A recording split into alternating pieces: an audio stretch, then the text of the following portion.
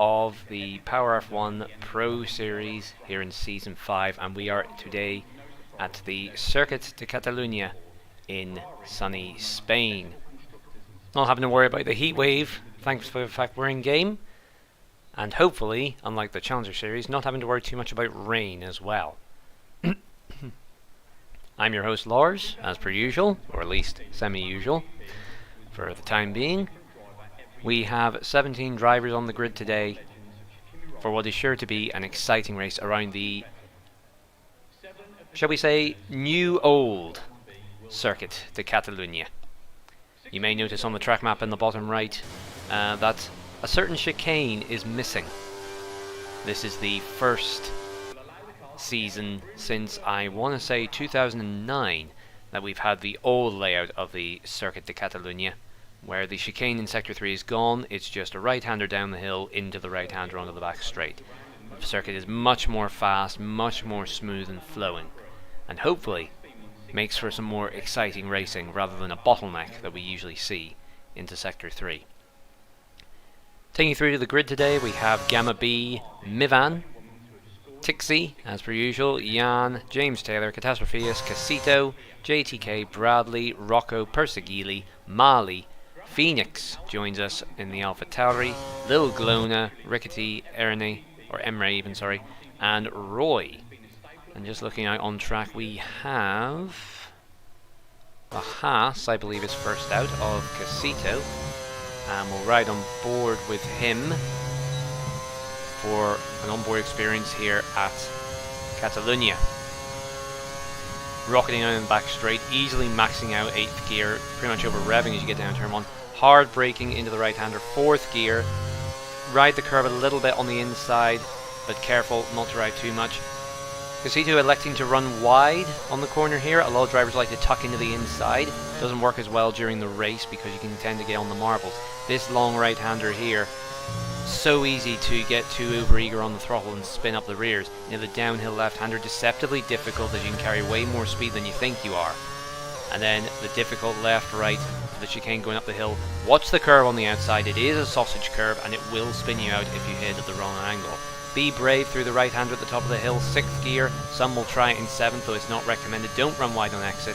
And then into the new re-profiled hairpin. Again, watch your exit. If you put a rear tyre onto the green bit, you will go spinning. Another long, almost seems like an eternal right-hander here, and the car getting a little bit squiggly there. Then into the new 3rd sector. You can see the old chicane on the inside. 6th gear is what Casito elects to go for on the final corner. You can go in 7th, and it's a 1:12.9 for Casito on the banker. Who is next across the line? It will be Lil Glona. And a 1:18, must have had a major incident there, major mistake. We've got a McLaren coming to the line now. No, wait, they're just starting their lap. So that's Emre who's on the lap. We've got a little bit of a traffic jam here with, that's the 2 Alpines actually.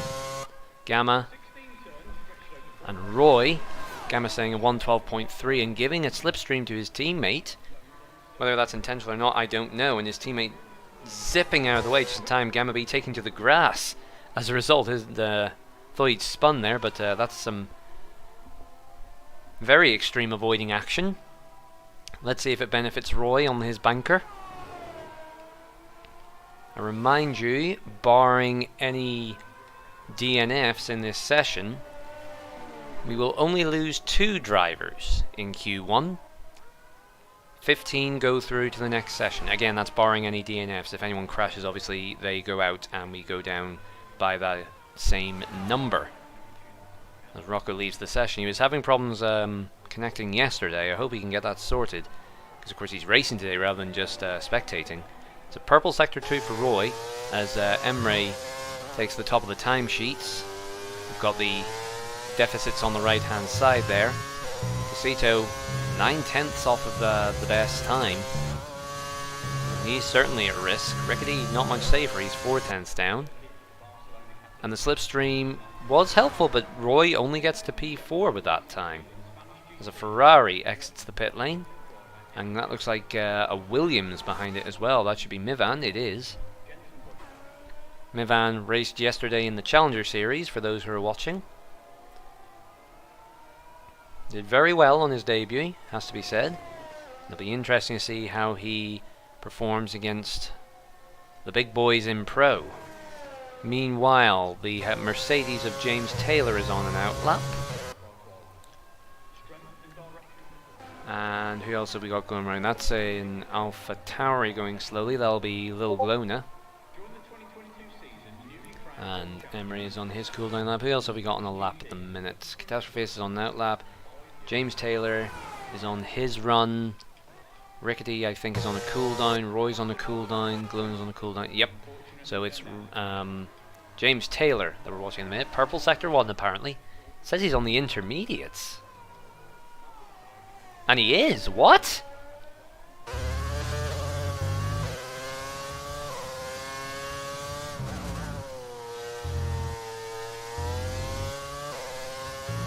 I'm sorry, folks. I'm kind of speechless. How is he getting that kind of... What?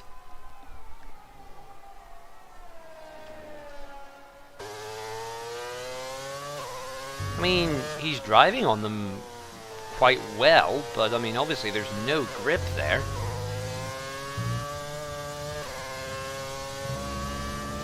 I'm also not entirely sure if it's legal or not. He's going to be well down the order. And it's 1:15.6. Not entirely sure what James Taylor's plan was, whether he's hoping to save a set of softs for the race in Q2, because obviously you have to ration out your tyres, but I don't think going on inters is the way around that. Why not just go on a set of mediums?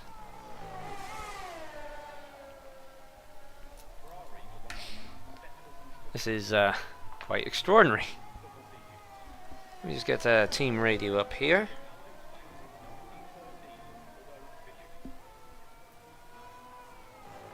Oh, and my weatherman has posted some weather reports. A chance of rain in this qualifying session, apparently. Quite a low percentage, but it says it might be showery. I am not entirely sure what James Taylor is thinking right now.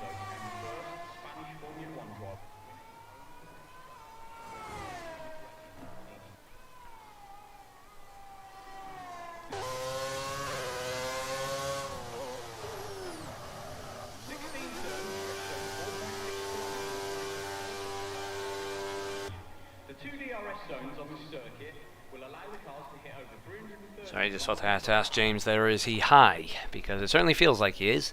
His teammate, meanwhile, has been much more sensible and is going on the softs. Persegili, who I believe is our championship leader. Unfortunately, the standings have sort of messed up a little bit here. If I can find...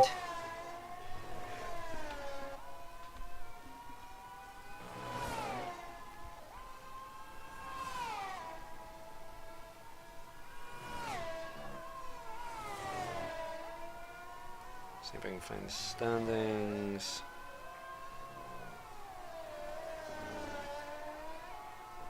Pro Tier standings. I can't find the standings at the minute, folks, unfortunately.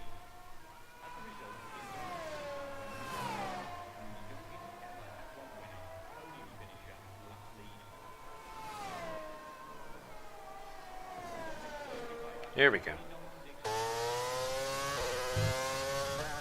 Yes, sorry, I've got the standings here. So, no, wait, that's a Challenger. Apologies, folks. Oh, this Discord's a mess.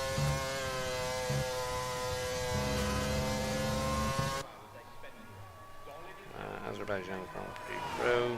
There we go. So yes, the standings at the minute. It is Persegili leading the championship with 25 points. Bradley, who is currently sitting 15th on his outlap, is on 18 points. Tixie is third with 17 points.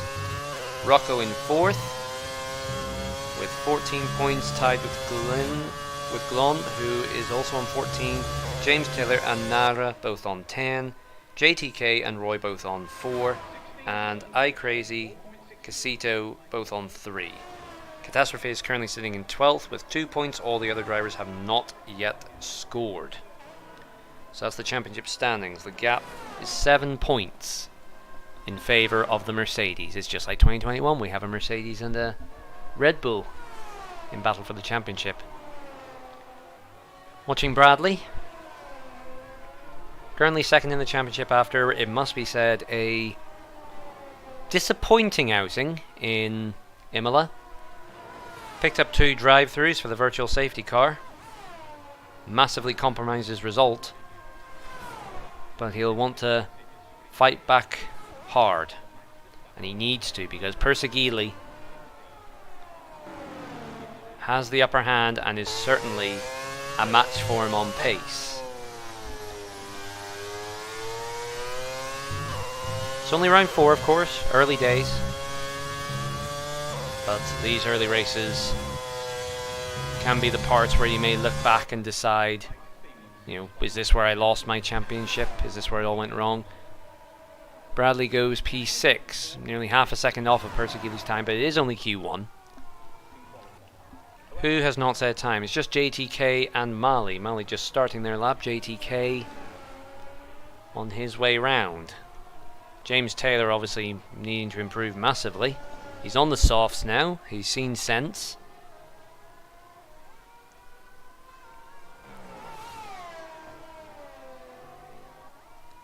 Let's see if he can see a bit higher up the board as well.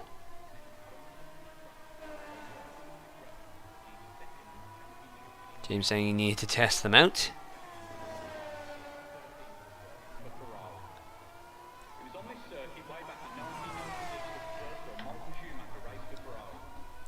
And that will be JTK coming to the line and goes P7. So James Taylor into the drop zone.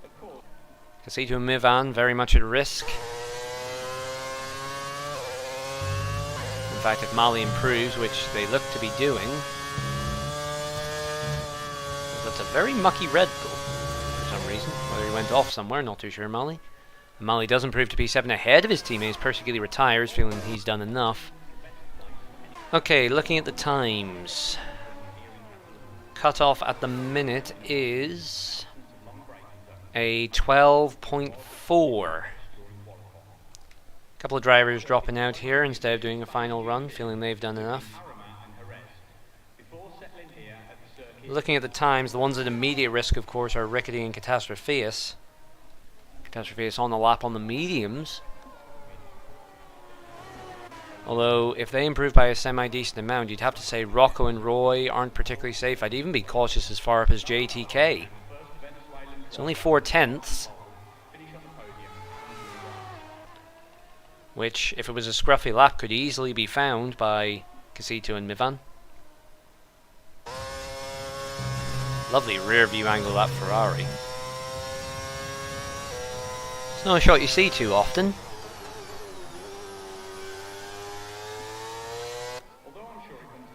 It's a very strange camera angle though, isn't it? Because of course those rear wings are massive, but from that angle they look absolutely tiny compared to the rear wheels.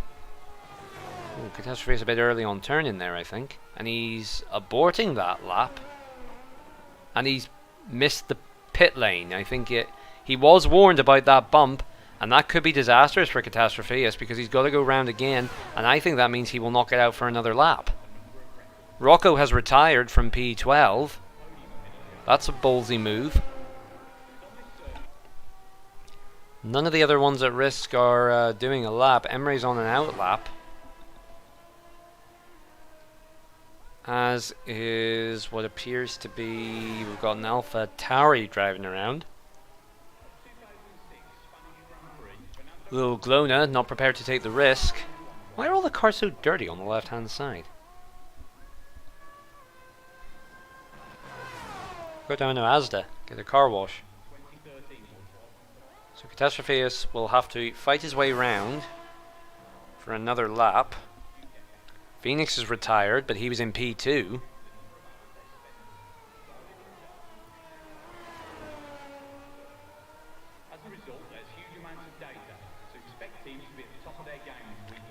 And we have movement in the Williams garage. Mivan is on an outlap, as is Casito. This is their last chance.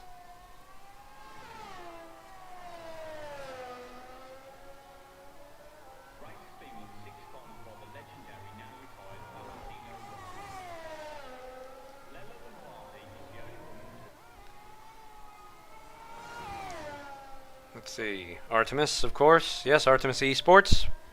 Watching along. They have, of course, are the employers, the main employers of Bradley Leonard's. So, effectively title sponsors, I suppose. Their boy currently in P8 and looking safe to get into Q2, it must be said. We'll be hoping for a better showing than last time out, as I said, but we all have our blips. Now, Catastrophe is in the pit, and is he going to try and go out again? Surely he'll have to. Although he'll have to be blooming quick. The engineers have only just put him back on the rack. And yep, he is coming out. So, Mivan begins his lap, Casito begins his lap, Glona is on a lap. And Glona has invalidated apparently, so that's it for Glona, although I think she's safe enough. Mivan is a 10th up, which isn't actually enough to overhaul Catastrophe. Casito is less than a 10th up.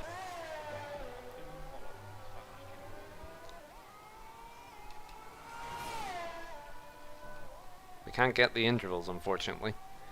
And to know exactly how fast they need to go, was it 2.42? It's about 2.5 tenths Mivan needs to find, 4.5 tenths that Casito needs to find. Oh, that's actually exactly the same time that Mivan has improved by. But Catastrophe, if it was the exact same time, just in case we do get that, Catastrophe would hold 15th because he set the lap time first. Will Mivan improve? Was P16, goes to P14. Rickety now in the drop zone, or on the cusp of the drop zone, I should say. Casito had an absolute mare of a second sector. He's plus 7 tenths. And he doesn't improve. He backed off. Did he not? He's going again. He may as well. It's his last chance. Will he have the ERS to do it? We'll keep a close eye on proceedings there. Rickety has backed off. He's done. So if Catastrophe or Casito improves, Rickety will be eliminated. Catastrophe is having to do a retry as well. Casito has burned through most of his ERS and he's only in Sector 2. I don't think he's going to have enough to finish the lap.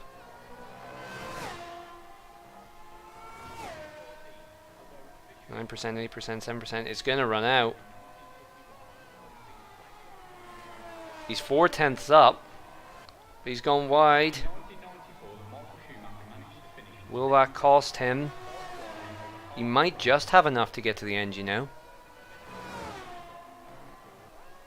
5%. He's just going to do it. Is it enough to get out? No, it's not. He ran out of ERS towards the end. Catastrophe is retired. Rickety is retired, so he just makes it through. So Casito, with a valiant effort, but it's not enough. He will start 17th. Catastrophe is the other to be eliminated from Q1. There you can see the confirmation. First blood to Persegili.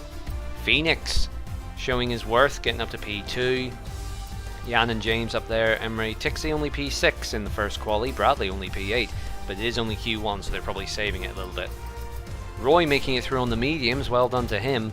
And as I say, Rickety breathes again. Makes it through by less than 100th, actually. And Casito, unfortunately, less than a 10th away from safety. Half a 10th away from safety. So close for those two. But wasn't meant to be, unfortunately.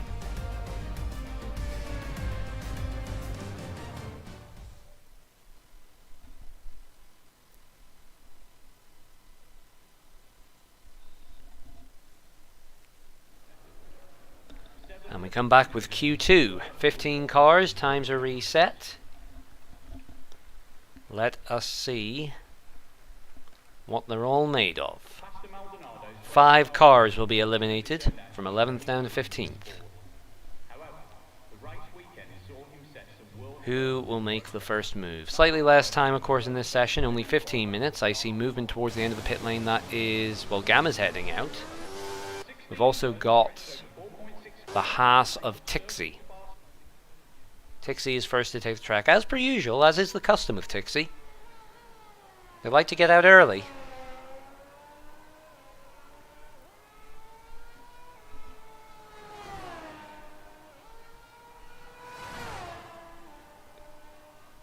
And only... oh, we've got a couple more moving. We've got one of the Alpha Tauris. That'll be Lil Glona. Both McLarens are out there. Roy is making his move in the second Alpine. Ferrari of JTK pulling out as well.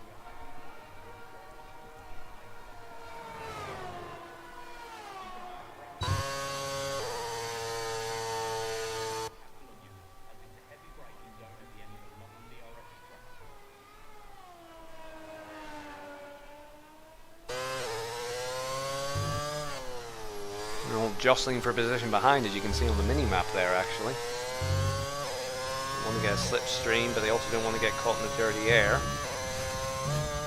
As Tixie comes round the final corner and floors the gas pedal,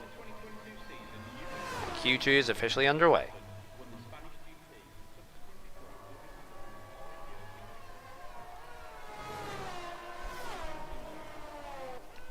Gotta say, it's quite nice design, that Haas. I've always had a black and white livery, but I think I prefer it when it's the majority black, or at least a 50-50. Harkens back to their debut season. Back when they got, I think it was P5 on debut, and we all thought, here's a new championship winning team. Oh, how naive we all were then.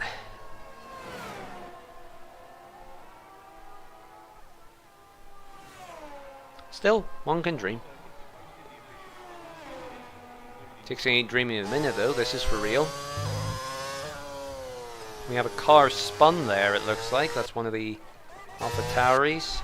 It's Lil Glona, who was on a lap.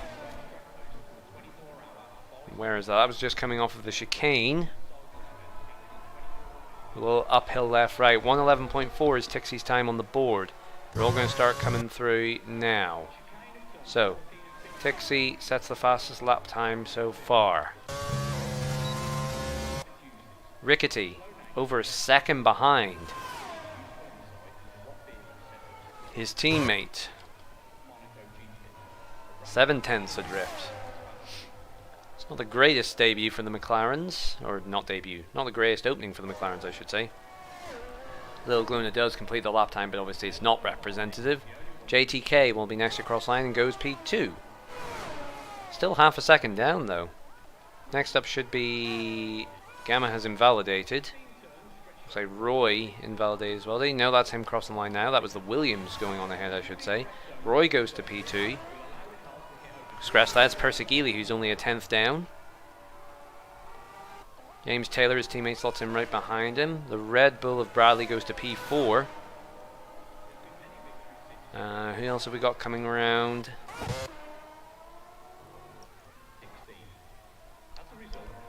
Malley is on the slowdown for his outlap. As Phoenix goes P5. And then we have this huge train lane of cars coming through Sector 3. That'll be Gamma, who will abort the lap because he is invalid. Both McLarens are going to pit. Mali will come around to start their lap. And that's a little Glona setting representative time. Goes P8. Who else have we got? Mivan. Only P11, but then again he was only racing Challenger, so you know, don't knock him. Emre. Oh! What on earth happened there? Mivan and Emery collide. I'm not too sure what happened. Now, Mivan... That's quite extraordinary. They're both on a cooldown lap. I'll have to review that later on. Unfortunately, I don't really have a replay function. I'm going to have to ask Rickety how to sort it, but from what I saw, I think Mivan was trying to move over, and I don't know if Emre moved the same way to make the overtake. But that, if I recall the rules correctly, changes things up a bit, because now I think we lose P9 and P10. I think 9th and 10th get eliminated as well now. So Rickety and Rocco, despite being in the top 10, are actually in the drop zone here, if I recall correctly.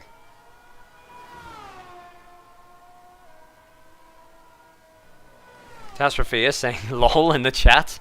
Yeah, that's quite unusual. JTK Lamauing. Lol. Lamau even. Right, let's just try and gather up what's happening here. Who else we got? Roy is going again, but isn't really improving at the minute. Let's check the team radio, by which I mean the Discord, as Roy invalidates his lap.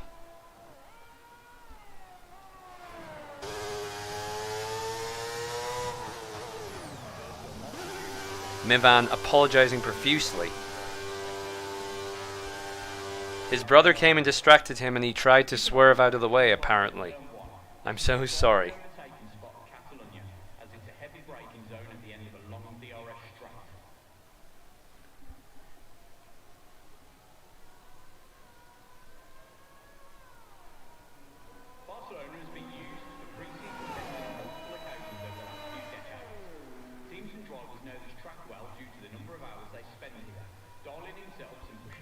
And Emery taking it all in his stride there. He's quite calm. It was a very spectacular crash, I have to say.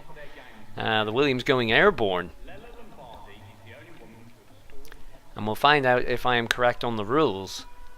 Because as it stands, if we are losing 5 drivers that are actually in the session, it's from P9 down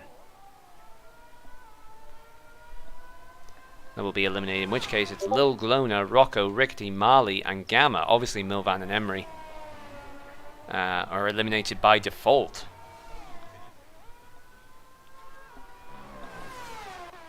Dixie has retired while we was sorting the team radio there. Probably is safe looking at the gap, and now if we assume the P9 is the cutoff point, the cutoff time is a 1:12.1.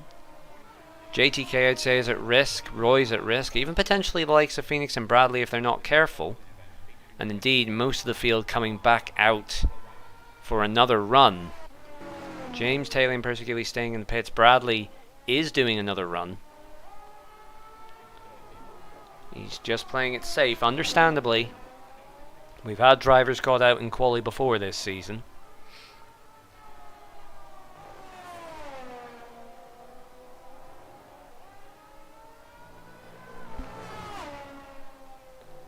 And Mivan, if you're watching, I expect a formal apology to Emre from your brother after the race. Grab him by the ear, pull him in front of the camera and just get him to apologize.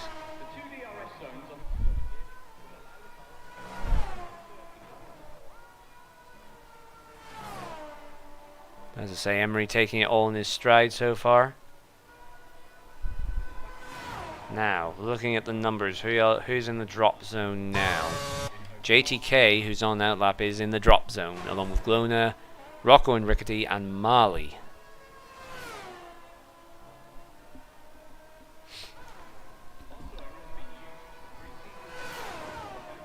Again, assuming I've interpreted the rules correctly here.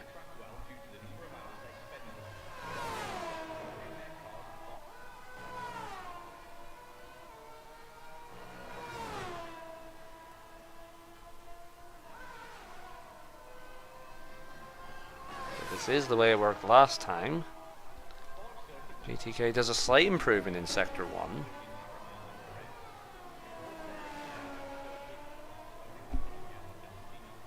ride home about, but could be enough in total, of course, to get him out of P9.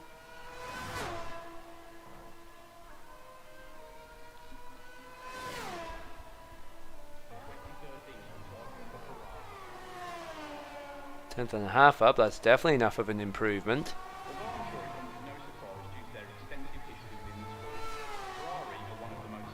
And he's looking good for possibly P7 at the minute, as Phoenix improves to fastest lap, and it is P7 for JTK, which puts Gamma in the drop zone. Little Glona on the lap at the minute. Currently P10, which I remind you, according to the rules, is a massive drift there. That was impressive.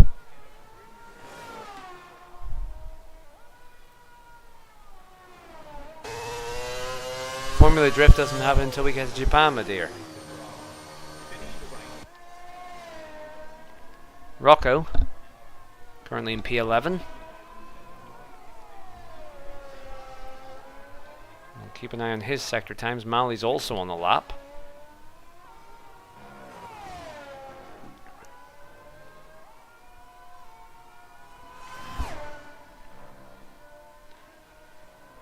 Let's see, what time does he get coming to the end of sector 2? 3/10 up. 9 minus 3, that's 6. That should be good enough to get him outside of the elimination zone.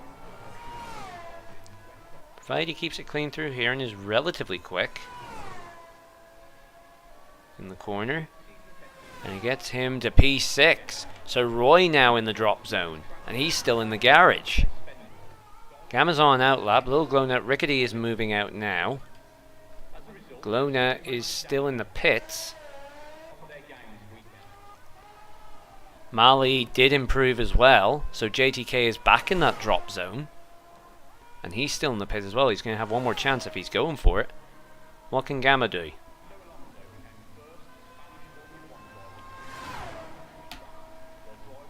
I just realized that James Taylor and JTK have done the exact same time.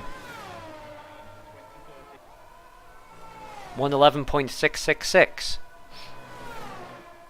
It's a pair of little devils in 8th and 9th at the minute. Throw Gamma B on that pile as well. How have we got 3 drivers that have at some point 666 in their time? 8th and 9th and 11th. I always knew Gamma was the devil in disguise. And Gamma's backed off on this lap actually. He's going to go for one last run whenever the track is at its best. From P8 down. Or on an out lap. It's all going to get a bit chaotic towards the end here. Who's going to be first over the line? It's going to be Rickety. Will be first to start a lap. So, last chance saloon for Rickety. He needs to get P8. He's got to find 0.8 of a second to get through to Q3. Something of a mountain, it must be said. Gamma's about to start his final run. Roy has started his final run. Little Glona is coming around to start there. So it's going to be Rickety, Roy, Gamma, Glona, JTK. No, wait, James Taylor, then JTK. As Mali retires, which is absolutely fine because they were already done and dusted. So Rickety has slightly improved, but nowhere near enough to get through. Needs to find a boatload more time in sector 2 and 3. You'd imagine that's where he lost most of the time. And he's only a 10th up, mind you. Surely he didn't lose that much time in sector 3 on his previous laps. We'll find out in a minute. But it's not looking good for Rickety, it must be said.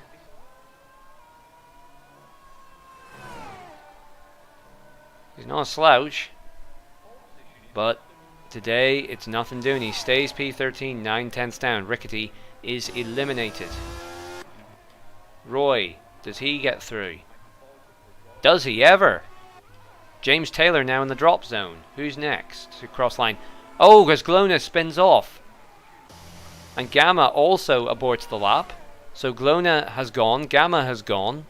Retiring on track as well, I'm not entirely sure that's allowed. James Taylor has pitted, he didn't go any quicker, so I think he's out. Rocco is getting through at the minute by the skin of his teeth. It's all down to JTK, who's gone marginally quicker, just under a tenth quicker, which would be enough to get him ahead of Rocco. Is it enough to get to P8? It's P5. Rocco's out. Assuming it works the way I think it does. Regardless, Gamma, Glona, Rickety, Mivan and Emre are definitely out, and I'm pretty sure James Taylor and Rocco have gone as well. I'm pretty sure they're both out. Who's left on track? Just Rickety, as he will presumably somewhat angrily drive into the pit lane. Locks up the tyres, he doesn't care, he's P13, he's gone, and he retires. So that's it for Q2.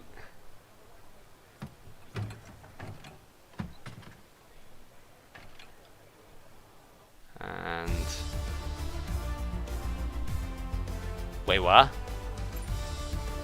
Okay, apparently I'm wrong. So top 10 do go through, even though it didn't work that way in Imola last time. I apologize, folks. I have no idea what's going on here. But no, the top 10 actually survived. Rocco and James Taylor live to fight another day. And I'm going to ask for someone to clarify the rules for me, because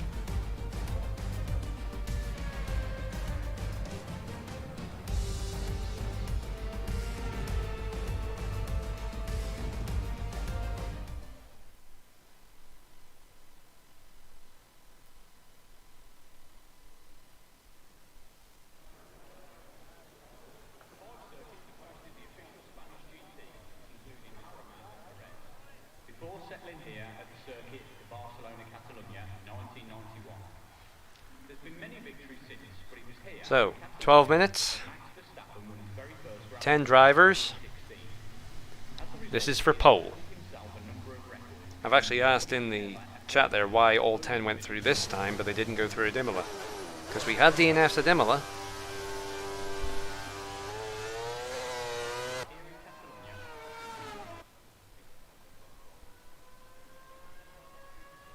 Maybe it was a glitch at Imola, I'm not too sure, but anyway, we have ourselves a top 10 shootout. And who's fighting for pole today? Tixie in the Haas has been on pole before and hasn't been able to convert it to a win yet. Jan,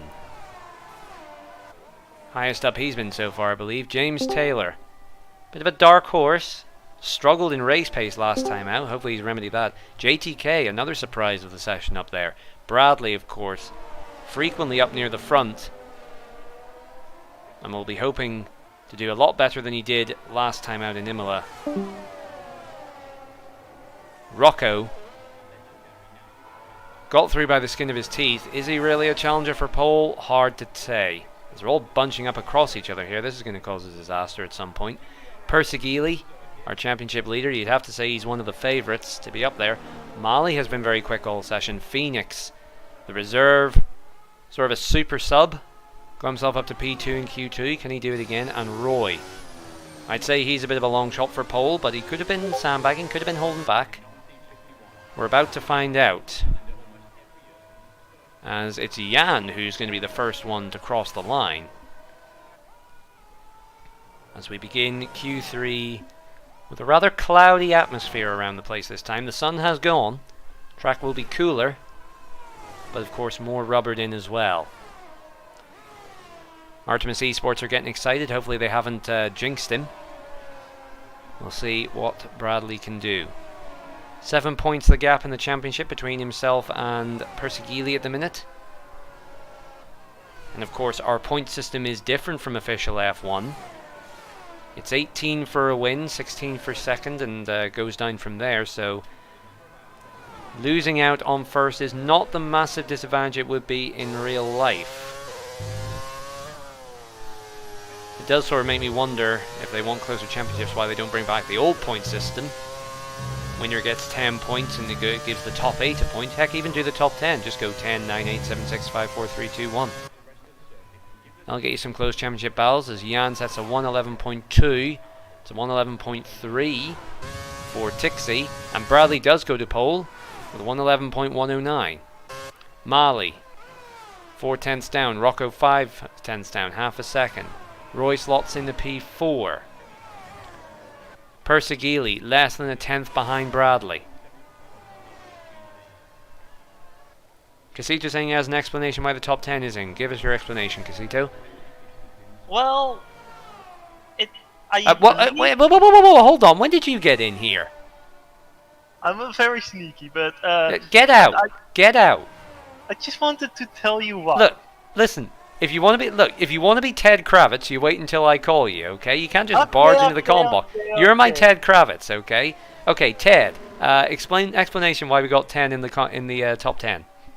So it was because some drivers last time out crashed in Q1, what meant we didn't have 15 drivers in Q2, and the game still decided to pull out the 5 slowest drivers out of Q2.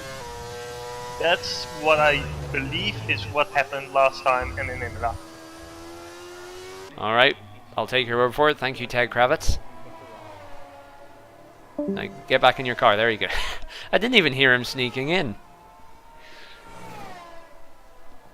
Ah, sure, it's all fun and games, isn't it? Right, so everyone has done their first run apart from James Taylor, who's coming out to do his run now. Bradley is on provisional pole, but that is not a guarantee. You can see how close the field is. Persegili less than a tenth, Jan 1.3, Phoenix 2 tenths, Tixie 2.7, Roy 3.1. Let's see how close this field is, how competitive this field is. Watch James Taylor spinning up the rears somewhat. JTK is boxing. Jeez, he nearly hit the wall there. That was a close one. As it looks like we've got Jan and Tixie exiting the pit lane.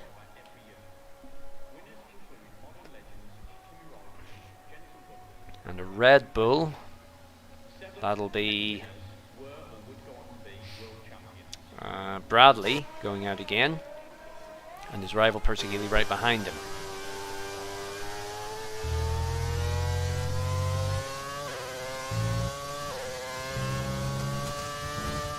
In the meantime, James Taylor sets off on his way. My apologies, telemetry was disabled.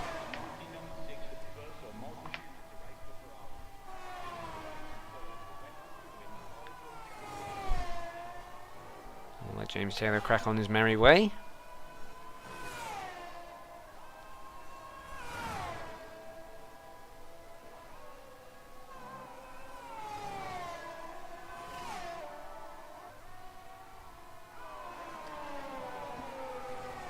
It's a purple sector 1 apparently. He's come against traffic. Do they move out of the way? The Alpine does.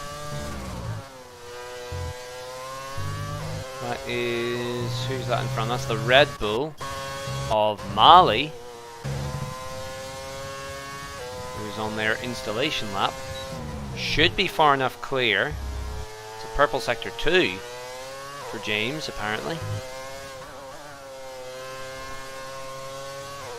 Now, hopefully the dirty air does not mess up his final corner. It shouldn't do. It's not really a corner that relies too much on aerodynamic traction.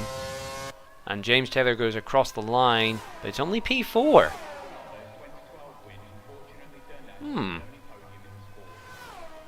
Purple 1 and 2, but apparently lost a lot of time in sector 3. Now, who else have we got on the lap? Let's see. Persegili is improving. Is Bradley improving? That's the... who have we got there? We've got the Alpha Tauri coming round of Phoenix. He's just starting his lap. Tixie is down in P6 at the minute, is improving. Jan goes to pole, and Tixie goes to P3, so Bradley is displaced. The Ferrari is on an outlap. Bradley, marginal improvement. I don't know if it's enough to overhaul for pole though. Might well be though. To the line, Bradley. Just, and I can see drops of rain. I can see raindrops. Persegili is improving, but it's not enough to get him out of P4, and that might be it for quali when they do this lap, because the rain is falling. Mali nearly sliding into the pits. He's currently down in P8. Roy also boxing because he invalidated. Mali retires. They're all retiring. Seeing the rain, that might well be it for qualifying. James Taylor boxes. Rocco also boxes. That could be it. It's only spitting so far. Is there anyone else who's on the lap? Jan's on a cooldown. Tixie's on a cooldown. Persegili will be on a cooldown. Phoenix is cooling. Everyone's on cooldowns. I think that might be it. We had the threat of rain all through the session, and it's finally arrived at the worst possible time for a lot of these drivers, because there's only 3 minutes left in the session. The track would have been at its grippiest. Everyone was probably preparing for a super do-or-die run. But with the track damp now, no one's going to improve. So I think this will be our grid order. If no one's going to go out, they might as well retire. Persegili, yep, returns to the pit lane. If that's us done, people may as well retire. I don't see movement in any of the other garages. Tixie retires. I think, ladies and gentlemen, that is it for quali. Now, are they going to run the clock down, or are they just going to retire in their garages? It was back in 1994 that Michael Schumacher managed to finish in second place, despite driving over half the race with only fifth gear. The Benetton B194 Schumacher was driving went on to allow him to win the World Drivers' Championship later that year.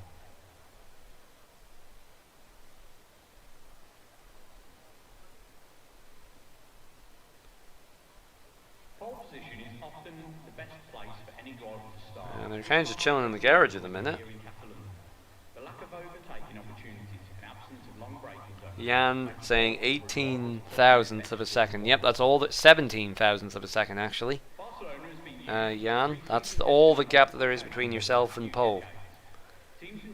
And the rain, you can see puddles forming on the track. That's it. That's game over for qualifying. Bradley and Jan just chilling in the garage. They really should retire so we can get underway here. Since 2016, the racetrack hosts the 24-hour bi-circuit festival, an ultra-distance cycling event featuring 24-hour, 12-hour and 6-hour races.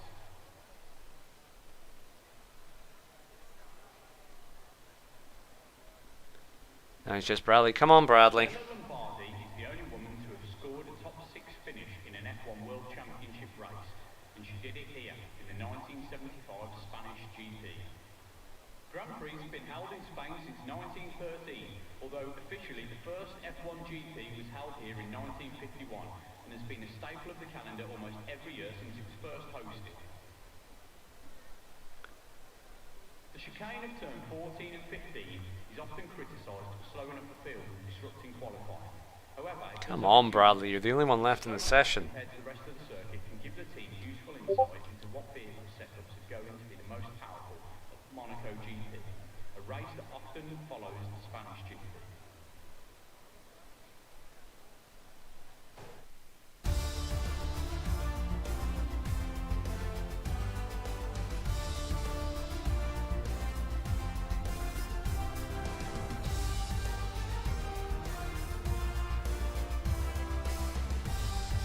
So there we go. Confirmation. Bradley is on pole. Ahead of Jan, Tixie, Persegili, James Taylor, Phoenix, Roy, Mali, JTK and Rocco bringing up the rear.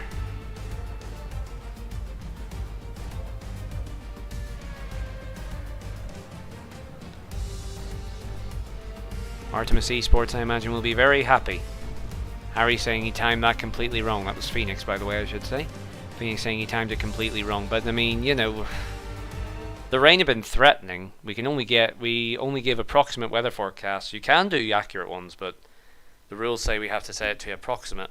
So, you know, I mean, what can you do?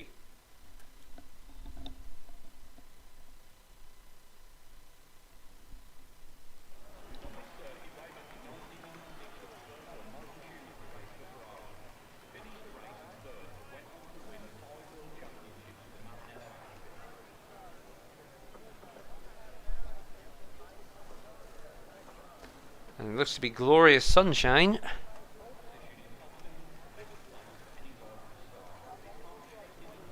For the race today, LFG. Sorry, Artemis, you're going to have to explain that one for me.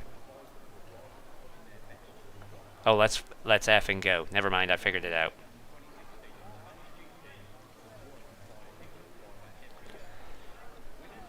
Don't be celebrating too hard yet, though.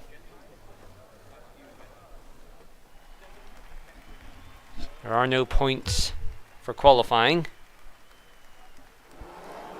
And we are underway. No formation. That Bradley does not get a good getaway. He's already lost out to Jan. And he's got Tixie on the inside. Will he hold around the outside? Swoops across. But Tixie is still there. Looks like they've all made it through fairly cleanly. Mivan being pushed towards the back. Bradley does make it through okay. Persegili has dropped down a few places as a result. We've got some overtakes happening in the midfield as Tixie gets ahead of Phoenix. And Phoenix goes well wide, but recovers brilliantly, it must be said, because he was in the gravel there. And Tixie now battling away with James Taylor for third place at the minute. There's little small changes happening throughout the field. Rocco and Glona battling over P8. Mivan is down towards the back, but battling with Catastrophius as this train lane of cars come through. Tixie under pressure from James Taylor again, as behind JTK looks to get a move on Rocco and seems to have made that stick. Casito is battling away with Gamma B in the lower reach of the points as Emre also gets past Rocco. Rocco falling back quite badly here as they come round to end lap 1. We've got yellows in sector 3. That's Rocco facing the wrong way, and it's Jan leading the charge, already a second and a half clear of Bradley, who is on the hard compound tyres, I mind you. Tixie in third, James Taylor fourth, Persegili in fifth, Phoenix sixth, Roy seventh, Glona eighth, JTK ninth, and Emre in 10th. That's your top 10. Looking at the details, position winners off the line. Biggest winner is Emre, up 5. As Casito spins towards the back. Biggest loser is Rocco, who has gone down 7 places. Mali's also down 7. No one having to pit for repairs. We've got, that's the Red Bull of Mali, also in trouble. Looking at the tyre compounds, we've got a huge range of tyre compounds here. Mixture of softs and hards. As we have this little squabble going in the back between Casito, Mali and Rocco. The ones who have to recover places. Catastrophius dropping back on the hards as he tries to make up some places. Soft runners are all kind of split up throughout the field. And interesting to note that the two main championship contenders are both going for the conservative strategy of going for the hards, trying to take the pain early on. All they're going to be required to do is sort of hold their place. And you can see what the change in pace is actually meaning, you know, for these drivers. The soft compared to the hard, I mean, Jan is just gone. 1.6 the gap at the front, and all the time it's extending. Although James Taylor setting the fastest lap of the race, presumably with the help of the slipstream, as Tixie makes a move and gets past Bradley. Bradley's really struggling on these hard compound tyres. James Taylor also looking to have a look. Bradley is struggling. Persegili looks to the outside of his teammate. He'll want to try and get through. He's in a battle here. I don't know if team orders are a thing for the Mercedes boys. Oh, Mercedes coming to grief at that corner is something we all remember back in 2016. Let's hope it doesn't happen again. But Bradley has now dropped down to third, albeit it's not the end of the world. He's on the long strategy. He just has to see how long he can take it. Meantime, Tixie gets to work. Jan appears to be the gap is stable at the minute and is actually coming down a bit. I hope Jan hasn't burned out his tyres already. I'm not too sure how long the softs will last. A lot of drivers in Challenger did the soft to medium strap, but the race was of course red flagged part way through, so it's hard to get a good gauge of what strategy is best so far.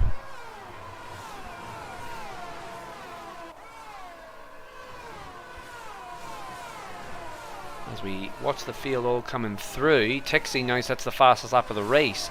So Tixie really burning to try and catch up to, and they have burned most of their ERS, although so is Jan. Bradley has a decent supply left, so is James Taylor and Persigili, all being a bit more conservative. Persigili just sort of allowing his teammate to tow him along here. The DRS, of course, is activated and it's having some impact. Mivan getting ahead of Catastropheus at the back of the field. Casito, meanwhile, fending off the offences of Mali, and Rocco just tagging along as well. Casito on the soft compound tyre, but just not with the same sort of pace as other runners on that compound of tyre. But trying his best. Gap at the front is 1.3. It is a hard circuit to overtake on around here, aside from the DRS straight, so unless you're seeing an overtake there, a lot of this is going to come down to strategy. The field all still very close together, it must be said.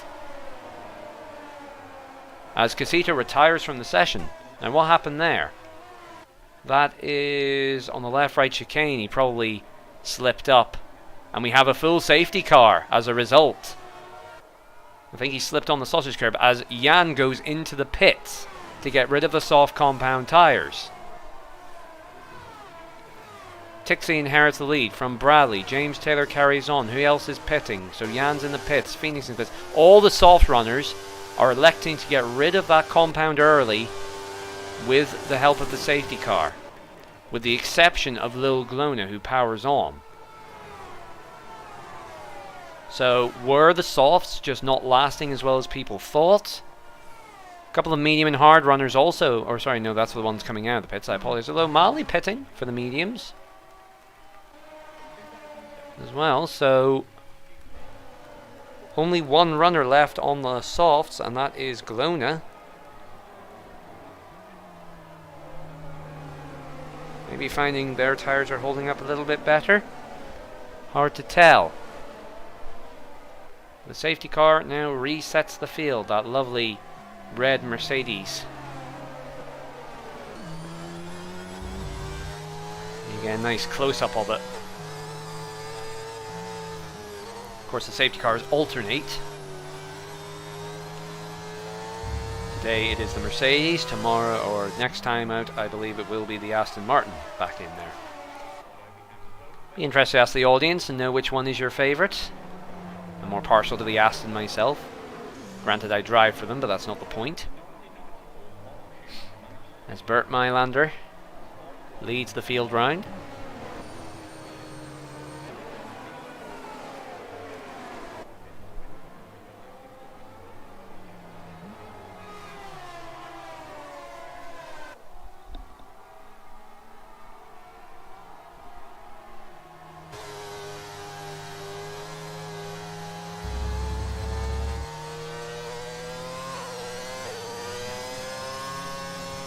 Of course, it's fascinating to think that regardless of, whether it's a game or not, you look at the speed that the car is doing. Like, if I'm right on board with Tixie here, he's going through this corner at 70 miles an hour. That's motorway speed limit sort of speeds. Most of the time, in most corners, in most fast corners, if the safety car isn't doing its job to bunch the people in the field up, that safety car in front will be on the limit of its grip. Like, it's not a leisurely stroll in the park to be a safety car driver. And obviously I'm thinking more of real F1 here, but you got to give Bert Mylander some credit. He has skill as a driver. To drive a safety car is not an easy thing. You're actually really pushing that car to the limits. It's not a hyper car. It's not super massively tricked out. Yes, it has a rear wing, but this is just a decently sporty car. You can buy this Mercedes and drive it on the road. Just a bit of trivia for you.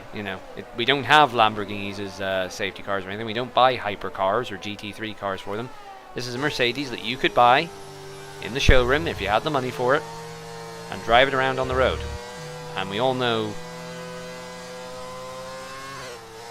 I'm sure people have driven along the motorway before, and sometimes taking a corner at 70, depending on your car, can feel like a very daunting task. Now I imagine it being a safety car with all the extra weight of the lights, safety equipment, medical personnel in the back, Medical equipment in the back, two drivers. But anyway, trivia over. Just felt like a nice tangent to go on while we were waiting. We are now on the restart. The safety car coming round to enter the pit lane. And Tixie backing the field up as they're meant to do. The safety car has not pulled in yet. It's not officially past the timing line. It is now, and Tixie has bolted, and Bradley has been left for dead and is under pressure immediately from James Taylor on the mediums, trying to break the slipstream, but it's not happening. James Taylor pulls out. We're getting a lovely onboard shot from this as Percy Geely is under pressure from Lil Glona. Bradley ruthlessly cuts off James, but had to burn through some ERS in order to do it. And we're underway again. James is not leaving Bradley alone.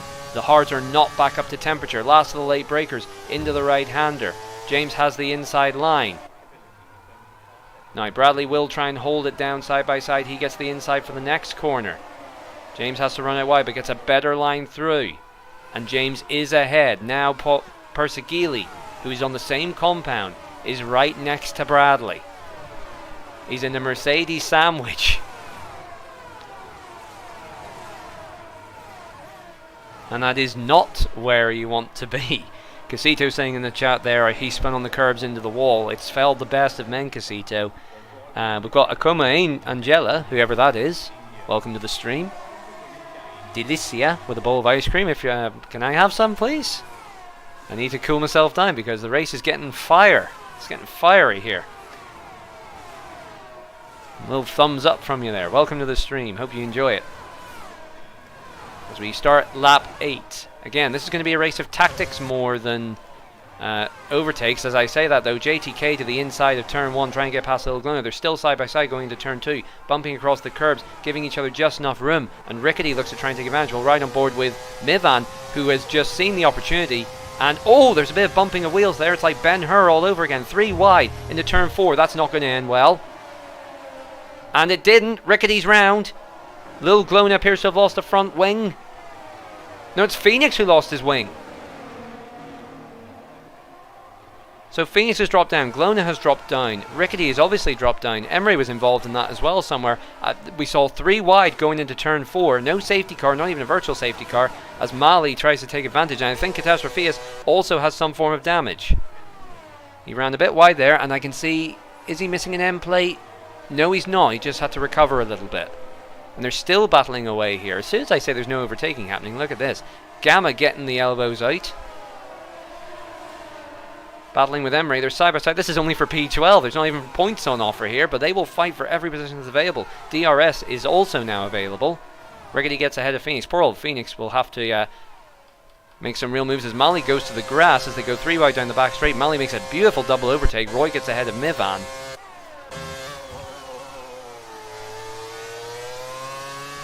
And that was a brilliant piece of driving. Emre battling with Catastropheus. Catastropheus, I wonder if he does have a tiny bit of damage because he's struggling now. And he gets tapped round by Gamma. Did he not? No, he caught the slide. That was brilliant. That was some exquisite car control. He loses out to Glona in the process. But what a save from Catastropheus.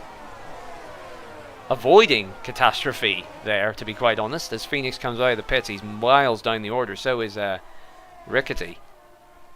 Poor old Phoenix, after going so well in quali, it's all gone wrong for him. Back at the front, Tixie pulling away from James Taylor, who is holding up Bradley a treat here. Now granted, Bradley is on the long game. He doesn't really need to be making moves on those tyres as Emery gets ahead of Rocco for P10, but he'll want to be getting as far away from his Percy Geely, who is on the same strategy. And as long as Percy Geely is with Bradley, he is a threat to Bradley's win. The other positions will sort themselves out, but Percy Geely and Bradley are only worried about each other right now. Possibly Jan as well, who is chasing down JTK, who appears to have gone for a much more downforce heavy setup. Granted, DRS is helping quite a bit, but it's not the be-all end-all. Oh god!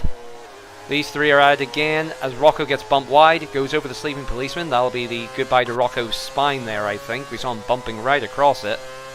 He'll probably be wanting words with Gamma B after this. Gamma, meanwhile, is chasing down Mivan.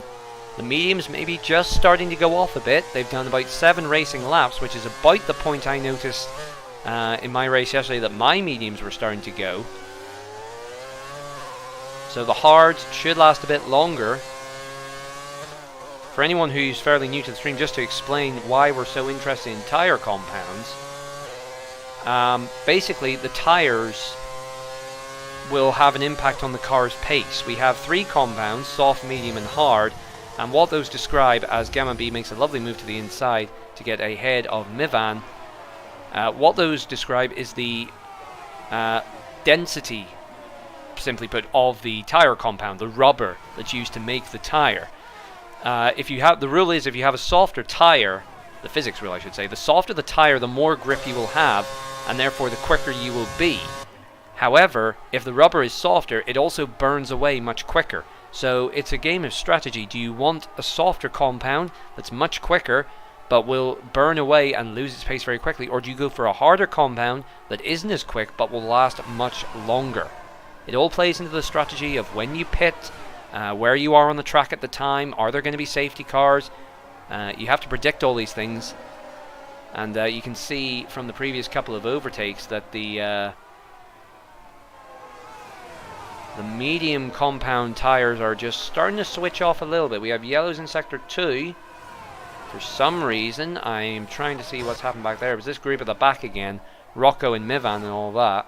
I think it was just one of them running wide. Doesn't seem to be any harm done. And as soon as I look away, of course, we got Jan and Persigili battling, and Persigili goes well wide. Was there contact? Was there contact between Jan and Persigili? Persigili now has a challenge in the form of Bradley.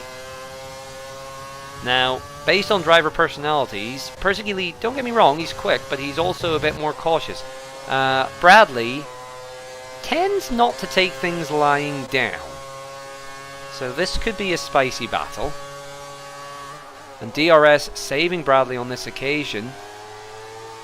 They're both catching up to James Taylor, who's doing a good job for his teammate, allowing Persigili to catch back up. I think James is playing the team game somewhat. Jan has a look to the inside, but nothing doing on this occasion.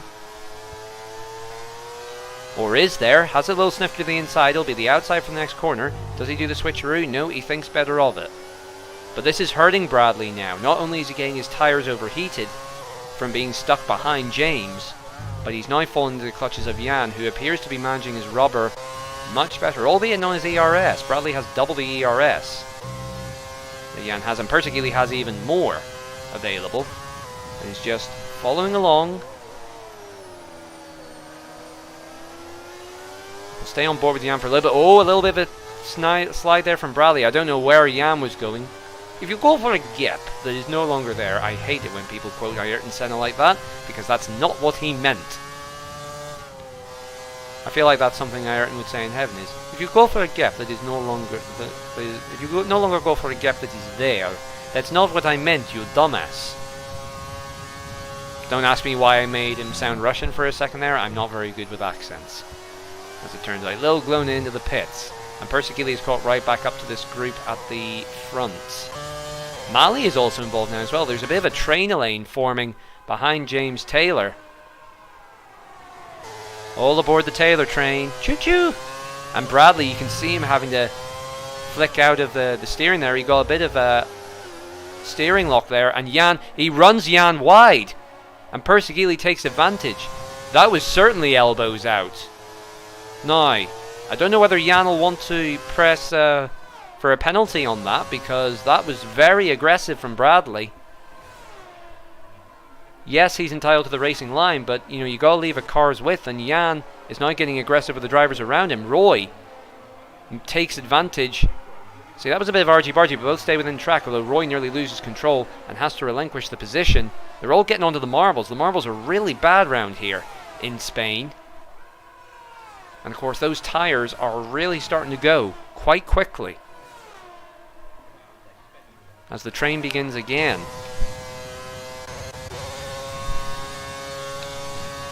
Bradley under pressure from Persigili. It's as they were before. Mali shouts to Mali, getting up to P5 there, if I recall correctly. Yeah, Mali started further down, so up 3 places. Bradley's down 2.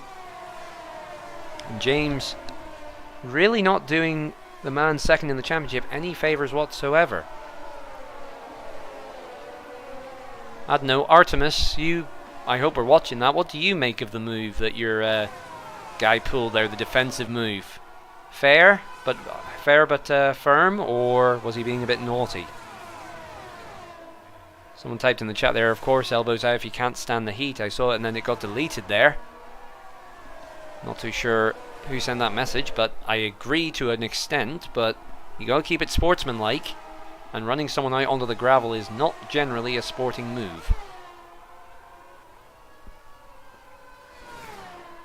It's worth saying as well that Tixie is still on the mediums. If we can actually see the tyre details. Both Tixie and Taylor taking the mediums a good long distance. Surely Bradley will have the run now. And yeah, James Taylor not even fighting that move this time. As Gamma gets a 3-second penalty.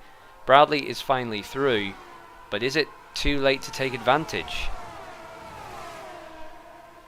He's on the hards. That although they'll last longer than the mediums, have already done 15 laps. Most of which have been at racing speed. Now, as Glone also gets 3 seconds, what's the play going to be for the Mercedes here? Will Persegili be allowed through by his teammate? You'd have to say that the sensible move would be yes, because James Taylor is on a completely different strategy to Persegili. He should be pitting earlier, and if Persegili has the pace, it would be much more worth it for James to let his teammate through and get the repayment later. There's no sign of it happening yet. Now, whether James will just let him on by here as the race leader pits, Tixie pits on the start of lap 16 to get rid of those mediums. And James Taylor is actually pulling away because of DRS. So he doesn't let him through, and Bradley is not pulling away the way we thought he would. The hards may be starting to struggle now, just as much as the mediums. The gap is 2/10. He got through on DRS, but he's not exactly leaving the field for dead. And look at this train, there's a massive train forming behind. I think there was some contact at the back of that train there. Either that or Emre just lost control of his car on entry slightly. Said JTK left the session. Hopefully he can get a rejoin. But Bradley leading this gaggle of cars, I suppose is the way to put it. Is that the proper collective term? I have no idea. I'm not going to call them a herd of cars. That's although it would be fitting considering it's being led by a bull.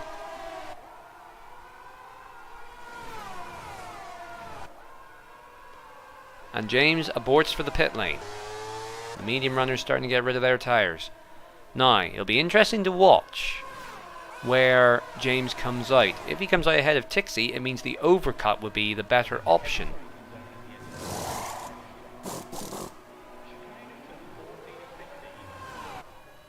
I don't think he is, though.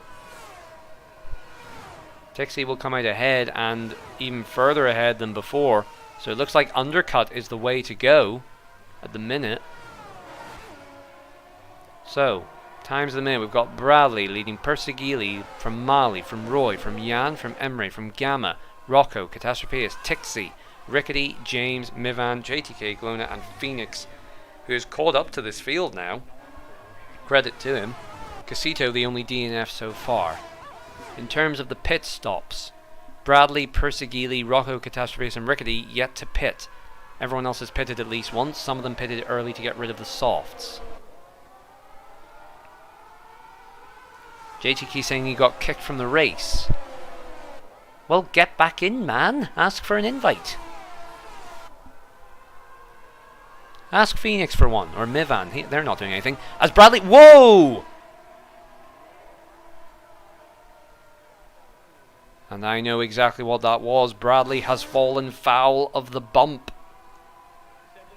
It's very deceptive. There's a little bump on pit entry. We were warned about it in Challenger 1. And Bradley obviously carrying too much speed in. He bumped across the gravel and made contact with Persegili. That's not Persegili's fault. It's not even really Bradley's fault, to be honest. We'll have to go around for another lap. Now, does Persegili have damage? It does not look like it. But that's a massive blow. Whoa! A massive blow for Bradley, as Persigili now leads this race, is on the hard compound tyre.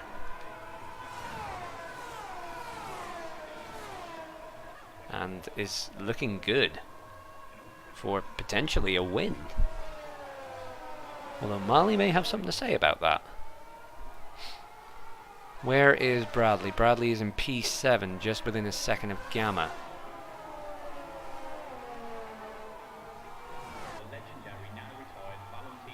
Now, let's look at these front runners. Is anyone going to box?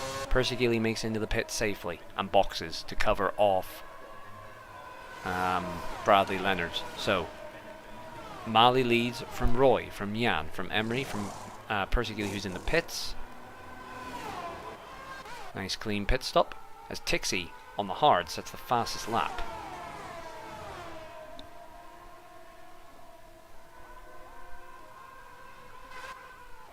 And Persigili comes out. He comes out behind his teammate. That's not ideal.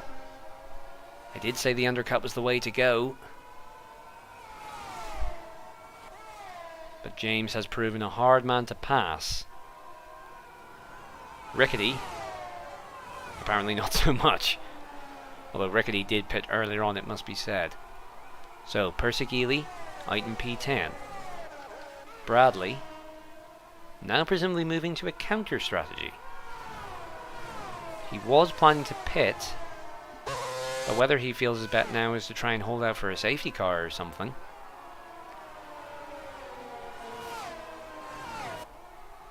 Because he could have come in on that previous lap. Meanwhile, at the back, Rocco, Phoenix and JTK all battling away. Mali boxes. Phoenix probably feels he's well out of position here, although he's doing battles with JTK, and JTK trying to find a way through, and does find a gap to the inside. Swiftly closed by Phoenix. As Bradley now does pit, he'll come out behind Persigili, well behind Persigili. I wonder if he will maybe salvage some places on the net positions. Let me see. He was first, went down to 7th, 7th to 7th, 14th.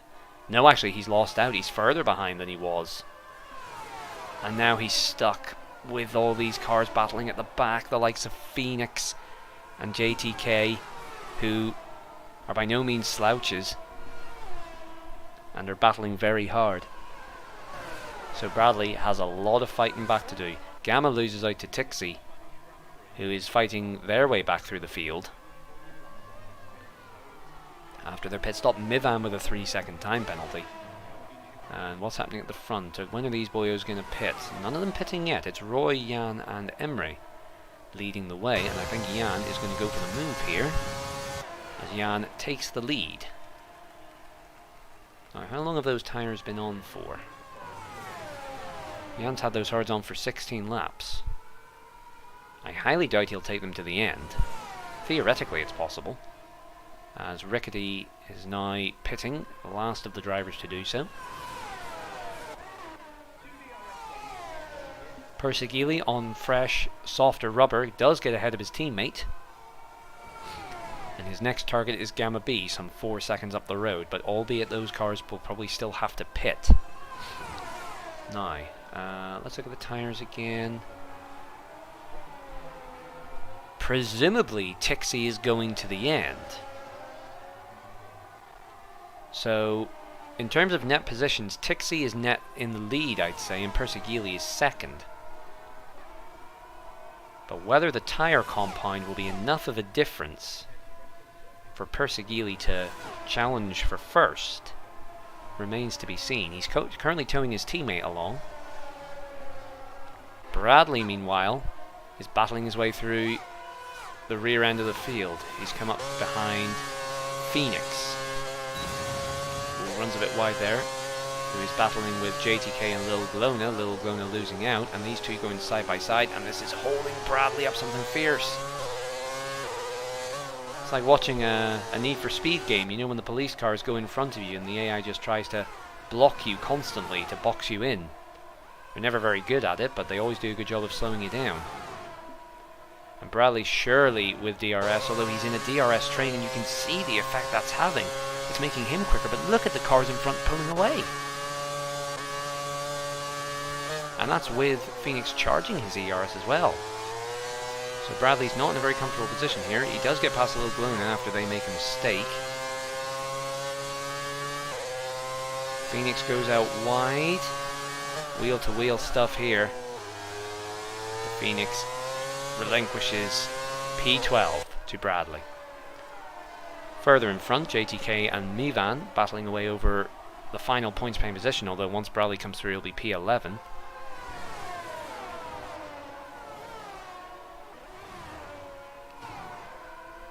Should also point out, as Bradley does get past Mivan, that Persegili has got right onto the tail of Gamma.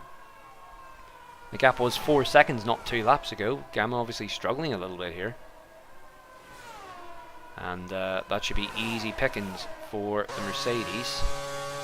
He's good in a straight line though, is Gamma, even on the hard compound tyres, but having to brake earlier on less grippy rubber, and Persegili goes up to P5.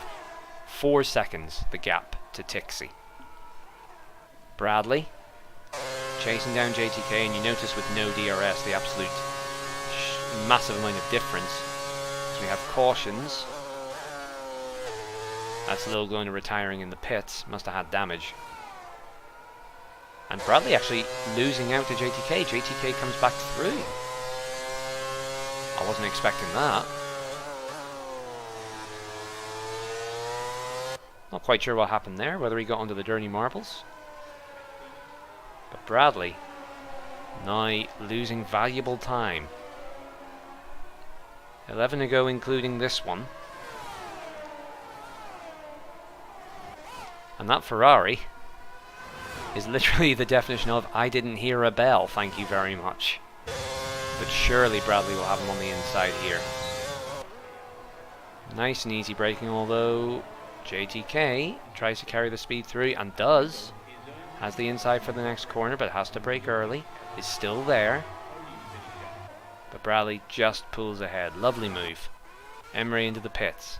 And Bradley is back inside the top 10, but he needs to be much further up than that. Now, JTK actually loses that position at the perfect time, because as Mivan retires in the pit lane, JTK will have DRS. Bradley having to use a lot of his ERS just to maintain that position. He didn't want to get stuck behind JTK for another lap, but he's burned most of his reserves. And JTK will not leave this man alone.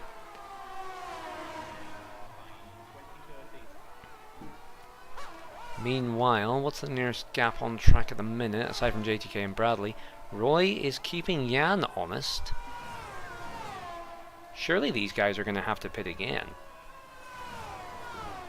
I'd be amazed if the hards last that long, but then again, maybe not. 20 laps plus another 28 laps on the hards. Be very difficult, if not impossible. But we've been surprised before, and they seem to have decent pace at the minute.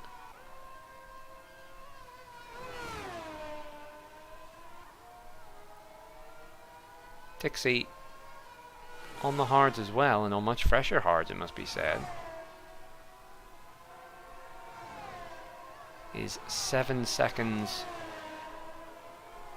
adrift. That's Mivan's AI, by the way, pulling off the track. The gap is coming down now a bit. And Persegili is slowly but surely reeling Tixie in. 2.2 the gap. Mali, meanwhile, chases down Gamma B.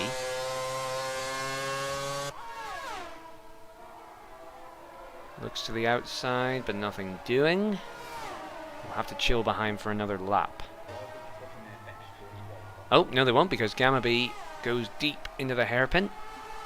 And Mali says thank you very much indeed. And that's 6th place for the Red Bull.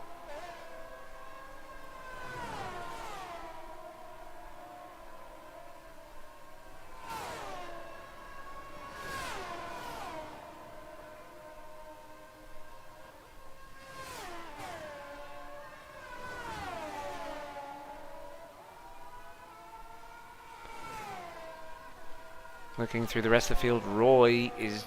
He's keeping Jan honest, but there's not much more he can do. Bradley, under DRS, gets ahead of Rocco, but that's only for P9. And he's running out of laps to get back up to his rival, who's currently in P4 and will extend the championship lead. And that doesn't help at all. Bradley gets a 3-second time penalty for track limits. Ran afoul of that white line a few too many times, it seems.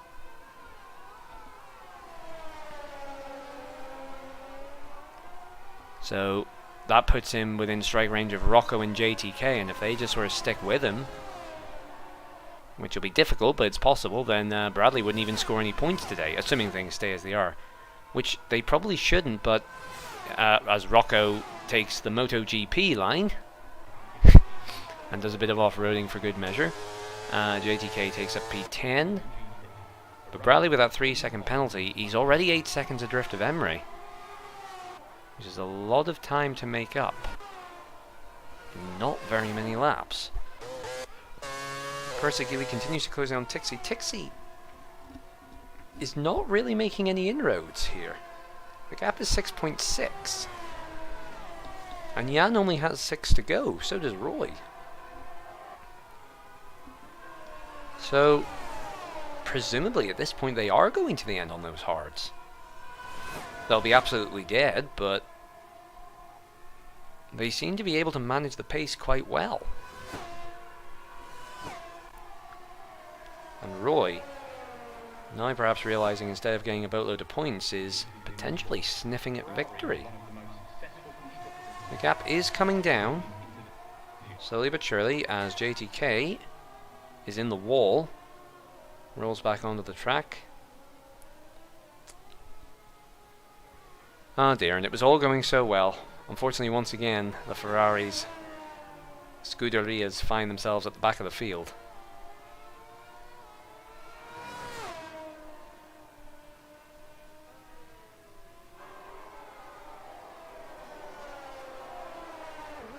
Ah well, welcome down. We have a full safety car, actually. I just realised there. So everyone basically is pitting, except for Emre, who was on 4-lap old softs. And ladies and gentlemen, Emery is up 12 places. We are going to have something of a shootout before the end here. It may not all be over for Bradley just yet, as Jan... Excuse me? Jan gets disqualified?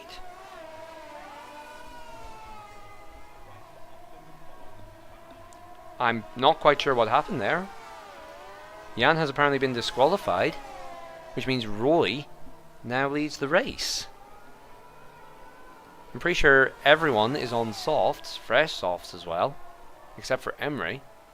Ladies and gentlemen, we are going to have a shootout for the end of this race. Who will be quick and who will be last?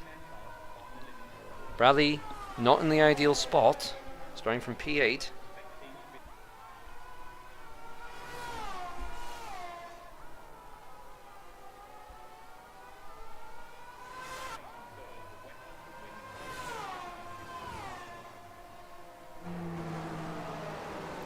Trying to find out from Jan what happened.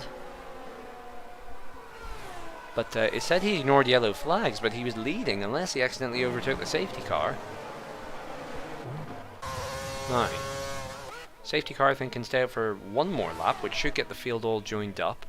In which case, it will be lap 30, 31, 32, 30. So it will be a 3-lap race. A 3-lap shootout. The end of the Grand Prix, with everyone on brand new fresh softs, with the exception of Emery, who's on 4-lap olds. Now, whilst that may mean he struggles for pace somewhat, or you may think that, his softs should still be pretty good, and they will fire up much quicker than the other drivers. Phoenix saying he waited 22 laps for that safety car. He's in P10 at the minute, is Phoenix. This is literally anyone's game right now. I remind you that once the safety car is in, we will have passed the threshold for more safety cars. So even if there's a massive pile-up, No more safety cars will come out after this one. This is it, ladies and gentlemen. I imagine safety car will come in this lap. I don't even imagine, I assume, quite confidently, that it will come in this lap.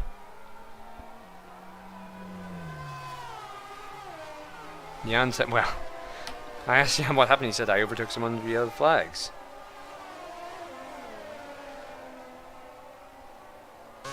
But I don't know who it was.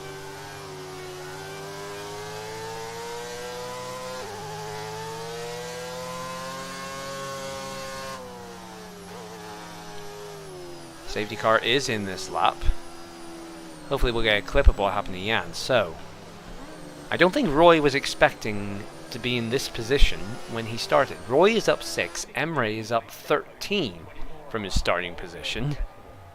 He's got the top 3 in the championship right behind him.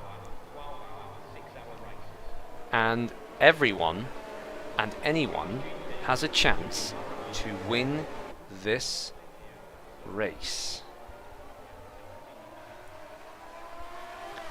As he leads them down to the penultimate corner, through to the final corner, and he's not going yet, and away we go.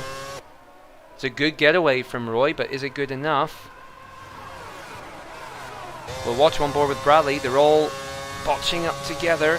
Bradley trying to get past his teammate, Gamma trying to get past in James Taylor as well. They bump and barge, and all 3 of them take each other out. We've got yellows, that's Bradley up to P5 right behind Persegili. I told you to watch out.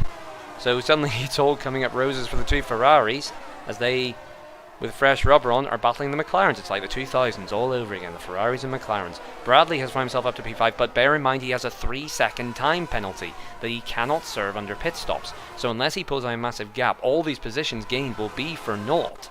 Roy still holds on to the lead. Emre is 2nd, Tixi 3rd, Persegili is in 4th, but is chasing down Tixi with some fury, it must be said. No DRS for 2 laps. James Taylor is trying to fight his way back through. He's up to P10. Emre is starting to struggle a little bit.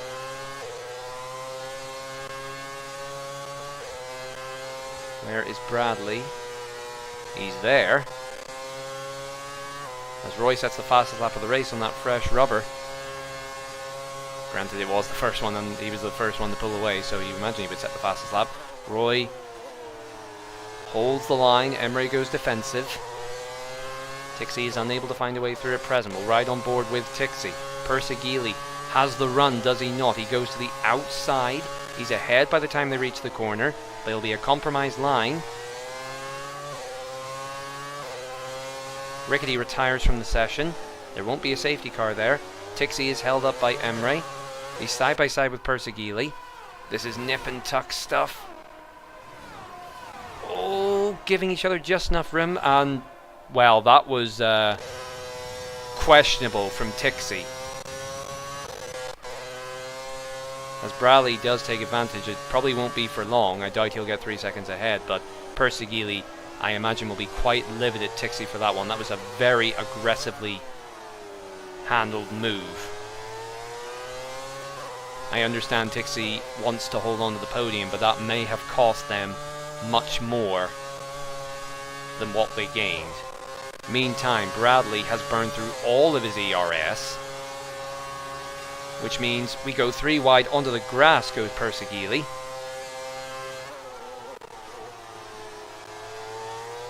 So he's trying to find his way back past Bradley.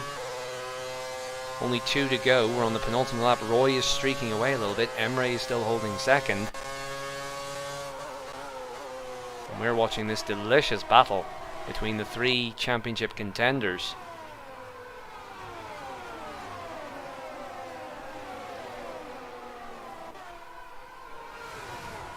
We've got Bradley with the penalty.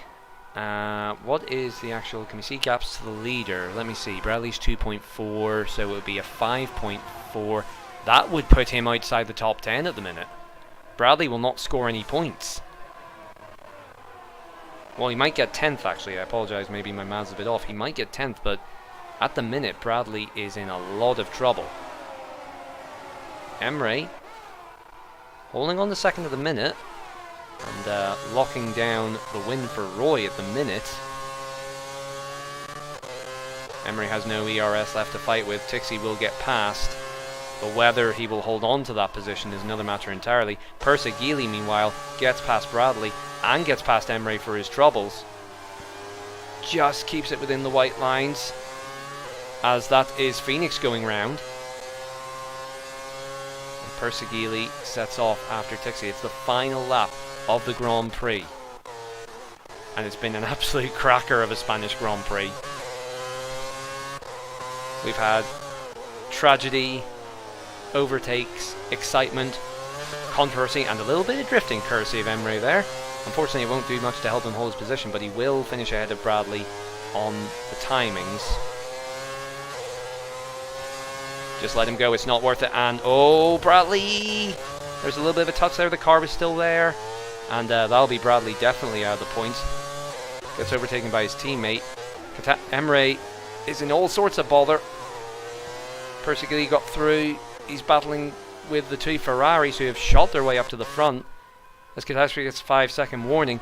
But meantime, of all the cars to finish, it's Roy who wins the Spanish Grand Prix. Tixie will take a dubious second and smash into the wall for his efforts. Persegili gets third, Emre fourth, JTK fifth, Rocco sixth, Malley seventh, James Taylor eighth, Bradley gets P9 just about, and Gamma will hold on for the final point with Catastrophe in 11th and Phoenix finishing in 12th. What a Grand Prix, ladies and gentlemen.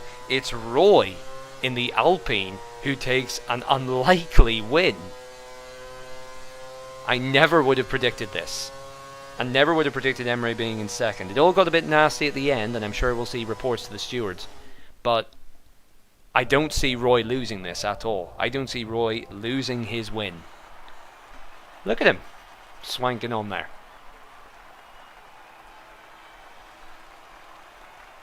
The Vikings roar again as the Dane calmly takes his trophy. No over-the-top celebrations. And, well, I do always seem to get commentary on the absolute crackers of races. What a race, ladies and gentlemen. What a race. It was all about strategy, and then all of a sudden, it became all about the overtakes. James apologizing, Gamma and James having to go at each other. There's your official positions. Roy from 7th on the grid to the win. Tixie gets an unofficial second, and I think will be under investigation. Persegili started 4th, does make up a position. Emre from 15th to 4th. JTK up to 5th from 9th. Rocco up from 6th, up to 6th from 10th. Mali moves up one place. James Taylor in 8th. Bradley in 9th. After starting on pole, what a disaster for him. It's not gone his way at all. Gamma gets P10, only just. Catastrophe and Phoenix also finishing. Rickety is classified for what it's worth, but it's only P13. Wivan, Lil Glona, Casito, and Yan are the DNFers. Whew.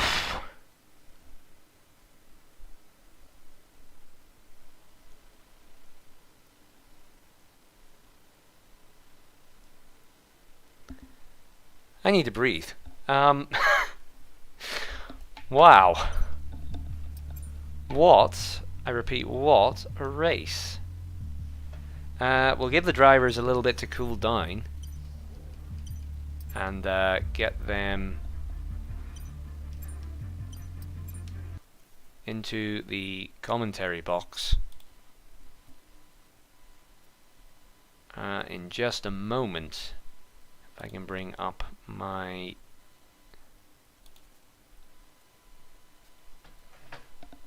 we'll pull them in a second. We've got some people waiting already. Just give me 2 seconds to turn the light on.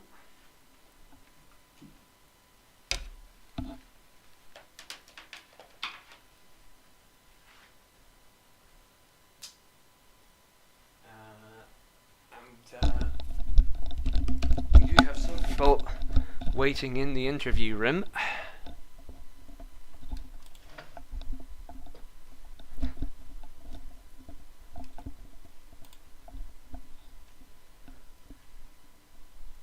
Even Rickety's getting mad, and he's normally pretty clean with his typing. But let's see. Who will we bring in first of all?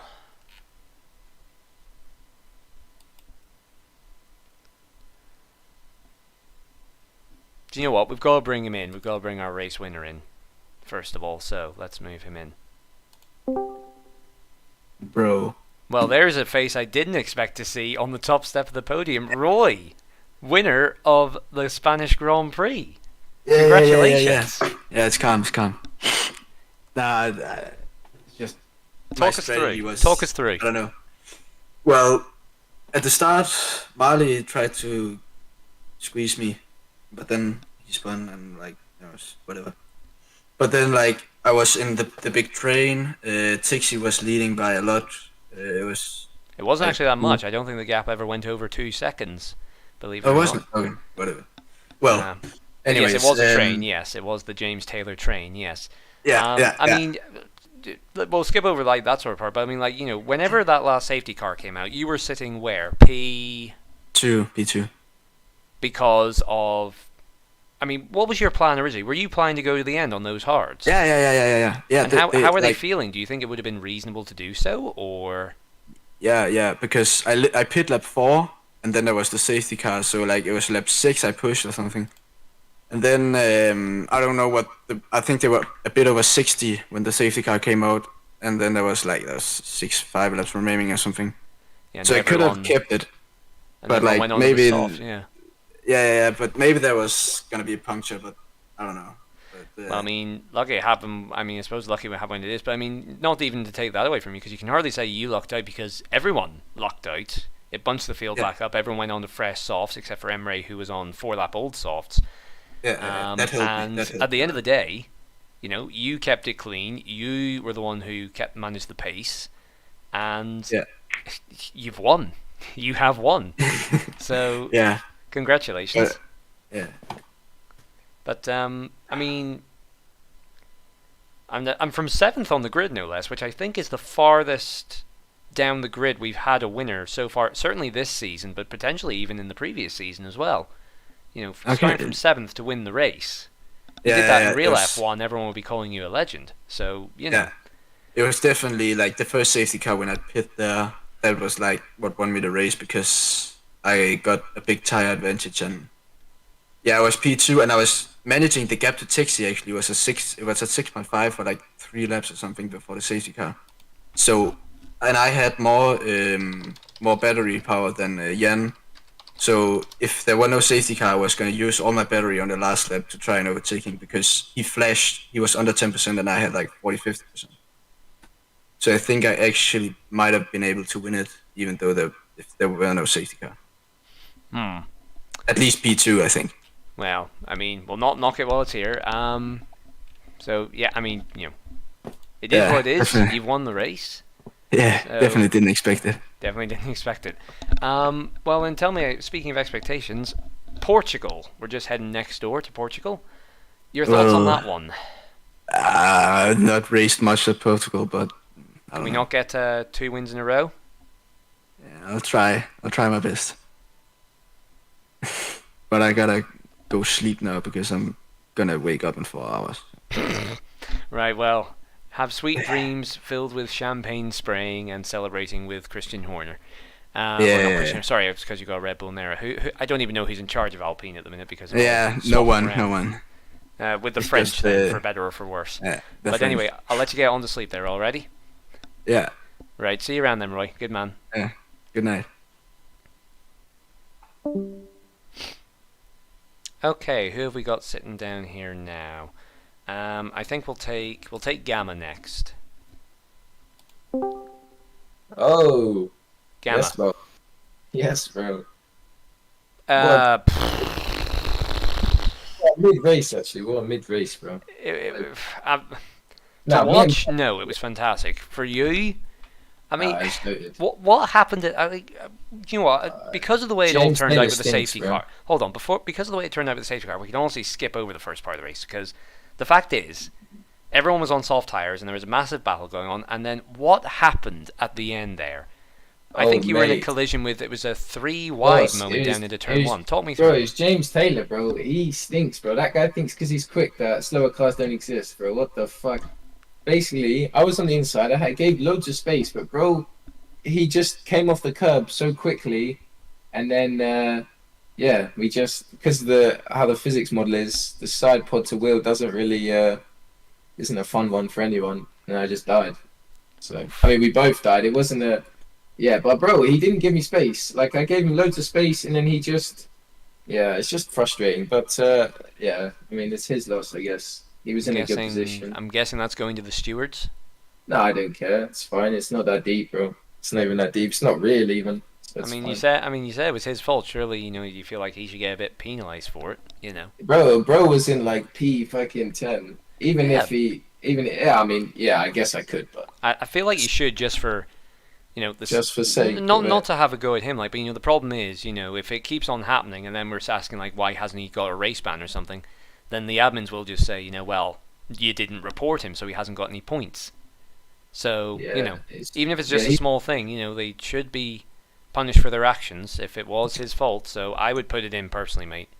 to Yeah, be I will. honest. Maybe I will. I Now mean, James not right Taylor's this second, on the but smoke. you've got yeah, time. You've got time.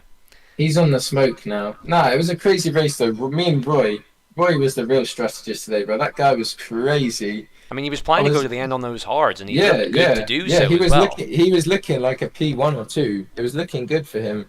And then yeah, I mean the safety car obviously didn't change much for him, but yeah, it was crazy. If anything, it gave him a slight edge because I think he was saying he was on 60% by the time the safety Yeah, cars came out. those tires were cooked. They were literally crystal meth cooked, bro. Yep, pretty much. No, but it was a decent race. The driving standards were crazy though. People were pinging into walls on Spain, bro. Tell me how that's possible on Spain. I know. You tell me how it's possible to get 4 safety cars in the Challenger tier. Yeah. And, I mean, granted, That's we had true. no. Actually, no. Rain's not even an excuse. So I don't know. I feel like the admins do need to come in and just say in an announcement to the drivers, right? Everyone, reining in a bit. Yes, we've got the traction back. Yes, it's not as dangerous as F122, and we're all very happy for that. But please, we're not all Max Verstappen. For real, bro. Everyone thinks I'm Max Verstappen. James Taylor, oh, he's on the smoke. I'm taking You him out got a real every race. vendetta against James, haven't you? Yeah, for real. Bro, I'm so frustrated. I was in I'll tell you what. P6. Go and cool down for a bit because yeah. I'm going to bring him in here and hear his side of Yeah. the story. All right, you do that. Have a good Alrighty. one, mate. Have Have a good one, boss. Yes, boss. James, Oh, I'm hello. keeping you away from Gamma for a little bit while he cools off because that's all I really want to talk about, to be honest, is it was all looking so promising, and then what happened between you and him, and there was a third driver involved as well. I'm not too sure who that was. So, I go around the outside, yeah, into Mhm. turn 1. I leave space for a whole car, but he went over the curb and understeered in some right rear wheel, and yeah, took me with him basically. That's interesting because he's saying he left you the space, and it was just the side pod tire sort of glitch. I had plenty of space. He had plenty of space. I don't know why he went onto that sausage curb completely. He could have just missed the sausage curb and still survived. I mean, the cars are wider than you think, believe it or not. I have the replay here. I'm looking at it right now. Well, I can't unfortunately show it on stream. I'll have a look afterwards, but yeah. I'm guessing you're going to the stewards as well and going to let them sort this one out. Oh, I have like 3 reports. Oh my gosh! That, Right, that, okay. that last lap was absolutely ridiculous, I think. I mean, you got to expect it whenever everyone is, on the same tire and it's a shootout for the end. It's exciting, but Yeah. it's incredibly risky. Yeah, should have been a podium for me at least. Well, But- there's always yeah. next time. And speaking of next time, Portugal. How do you feel about that one? Well, I'm not here, so I'm Oh, not you're here not for here for the this one. Where are for you the off to? next two races. Where are you off to? England, actually. Well, 4. Holiday. Fair enough. Already. Have you got a replacement lined up, or are you just going to let anyone take your Not seat? yet, not yet. Not yet. I'd love to have someone good. Well, be careful. You don't want them upstaging you. You know what I mean? You got to balance it. But I'll anyway, try to find someone. that's alright. We'll keep this gravy train moving on here, alrighty? So I'll let you get on there, James, and let you fight out with Gamma. Keep it clean, no punching below the belt, okay? Yeah, thank you. Alrighty.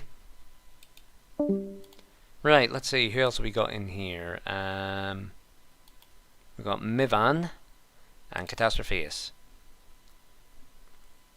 Oh, And hello. now we welcome the Drift King into your com box. I saw that save that you held there. That was bloody fantastic. Well done for that, for starters. My pants are brown. Your race, to say it was a roller coaster full of ups and downs, it would be Yeah, a bit of an understatement. I mean, at one point, both Scuderias were last. Yeah. By the You way, know, and JTK then you were suddenly up disconnected there fighting with the top 5, and then I saw you. I mean, what happened? So, pretty much start in the back because of a. Let's say, do you know a bump in the pit entry in Spain? Yeah. So I went on the mediums to do some practice laps, just to get a feel of the track, and I tried to go in on 4 minutes, and I hit the bump, and I almost fell into the wall, into the pits, and was like, oh no, I'm out in the track now. I have to do another lap. And Well, I did not had. That Yeah, if you yeah. watch the stream back, that's what happened to Bradley. Yeah, I mean, it can happen to anyone. And I'm like, I do not have time for another lap. I just went quickly and I had like 1 second to spare and pretty much pushed it to the limits and spun into qualifying. Started in pretty much in the 15th position, if I remember correctly.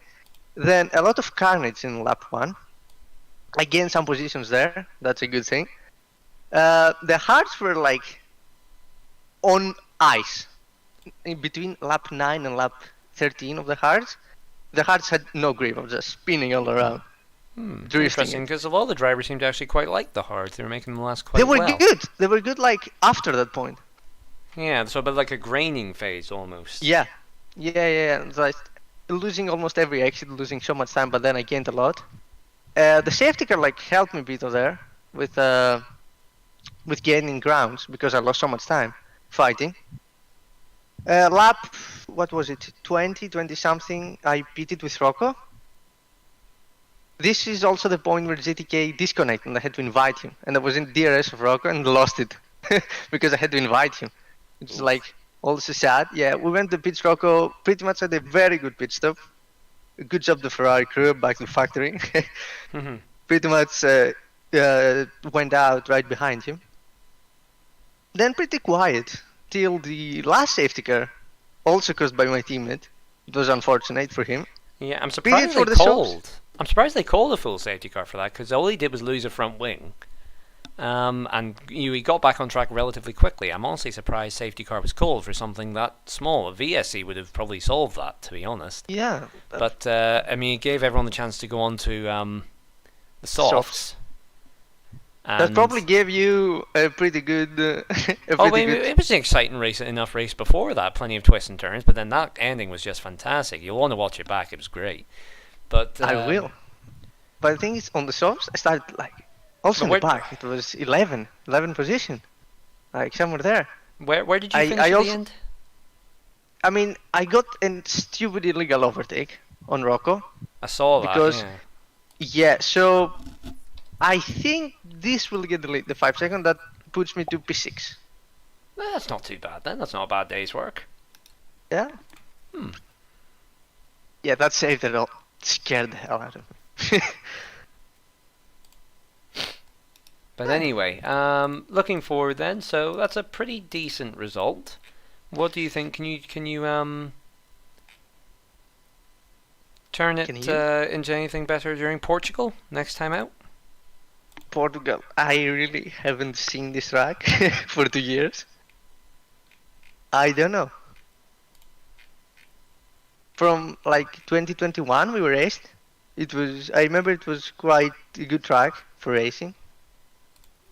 That curb in turn 1 was a bit weird. I don't know if they delayed it or not. The sausage curb. I don't know if you know it.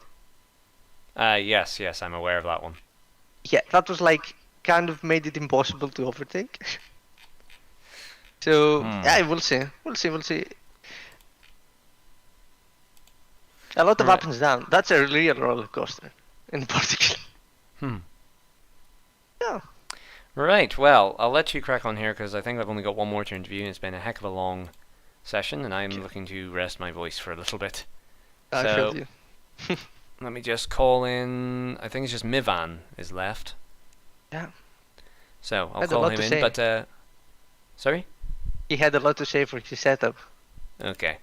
Well, A little heads up. Let me get through him then. But best of luck in Portugal, and we'll see you next week, sure, Catastrophes. Damn. See ya. And last one, Mivan. Hello. Talk me through. Shit race. Okay. I had high wings, so every straight I lost about 4 tenths to everybody. So I think I just gave up. And Yeah, I gave up. and was But that yeah, setup I like mean- necessary, or did you feel like I thought there was rain. you thought there was rain? Yeah. I mean, Casey was talking about rain in quali, not in the race. Yeah. Well. Yeah. I don't know how to explain. It was a mistake. I thought there was rain in race and quali, but I was wrong. Yeah. Well, I was a reserve, and but yeah, I had 2 incidents. One in Q2. I got slightly bit distracted, and then when I tried to get out of the way, I hit. Who was the guy? it was Alpha Emre. man. Apparently, it was your brother was distracting you. Yeah, yeah. And after that, in the race, we were 3 wide into a corner with Rickety, I think, and another driver, and I had to crack the car. I lost the rear a bit, and I tapped into Rickety, causing him to spin. Yeah, I don't know if I'm gonna get reported yet, or Wow. I think even if you were, you'll probably still you could probably have ended up making that position. I know you you did retire, didn't you? yeah, I gave up, honestly. I was so slow on the straight. Mm. I barely hit 310 with DRS and ERS. I mean, it might have been. I mean, obviously hindsight's 2020, but obviously everyone bunched up at the end, had the safety car, and then we had all those accidents and penalties being potentially given out. Do you regret not No. sticking around, or? No, I don't regret. I think I would have still been last, or at least like P10 or something. Any That's points are okay. points. But anyway, do you think you'll have better luck in Portugal next time out? Inshallah. Pardon? Inshallah. Which Oh. means, like, okay, man. Yeah. hopefully. Salam alaikum. I don't know, is this Alaikum TOS or salam. what? I don't know. But anyway, hopefully in both tiers you'll have some good luck there around Portugal. I haven't driven Portugal at all on this game, so I'm probably going it's to do actually terrible, quite- but I'll get some practice in for next week. It's actually quite enjoyable. So I know it was Yeah. terrible on 21. They messed up the Oh. grip model, something shocking. But anyway, we'll leave it there and hand over everything to the FIA, which is now open, and everyone no doubt will be organising their clips. And I will leave you folks after a brilliant race, it must be said, tons of excitement, and we'll see you all next week in Portugal. I should still be commentating for that one, hopefully. I think I've got a couple of weeks left in me before my Thursdays are no longer available. And hopefully they're all as exciting as the past couple that we've had. But we'll have to wait and see for that. So until then, have a very good evening.